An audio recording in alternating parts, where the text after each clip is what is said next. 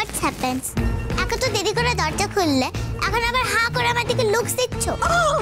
সেনগুপ্ত পরিবারে আবারও ফিরে এলো হারিয়ে যাওয়া লাবণ্য সেনগুপ্ত, তাও আবার বাচ্চার রূপ ধরে।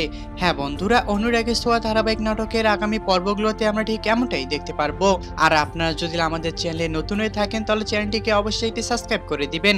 আমরা এপিসোডে শুরুতে দেখতে পারবো যে সূর্য এবং জয়ের মাঝখানে যখন বেশ অনেকটা রাগারাগি হতে চায়, ঠিক তখনই কিন্তু সূর্য আর নিজেকে কন্ট্রোল না করতে পেরে জয়ের গালের মধ্যে একটি থাপ্পড় মেরে বসে, যার কারণে জয় বাড়ি ছেড়ে পালিয়ে যায়, অর্থাৎ চলে যায়।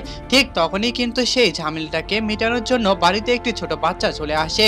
তখন যেন সূর্য সেই বাচ্চাটিকে বলতে থাকে যে তুমি কে গো? তখন যেন সেই বাচ্চাটি বলতে থাকে যে আমি হচ্ছি লাবণ্য সেনগুপ্ত, আমি আবারও ফিরে এসেছি, আমি এই বাড়িতেই থাকবো, এবার এটা আমার বাড়ি, কেউ আমার উপরে কথা বলে তাকে আমি এই বাড়ি থেকে বের করে দিব।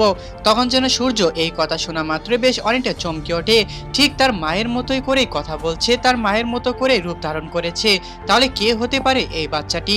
হ্যাঁ বন্ধুরা, অনুরাগী ছোঁয়া ধারাবাহিক নাটকের আগামী পর্বগুলোতে আমরা ঠিক কেমনটাই দেখতে পারবো।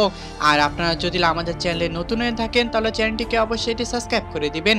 আর আজকের এই এপিসোডটি আপনাদের কাছে কেমন লেগেছে তা অবশ্যই আমাদেরকে কমেন্ট করে জানাতে একদমই ভুলবেন না। ধন্যবাদ সবাইকে এতক্ষণ আমাদের সাথেই থাকার জন্য। পরবর্তী নেক্সট আপডেট পাওয়া পর্যন্ত আমাদের সাথেই থাকবেন।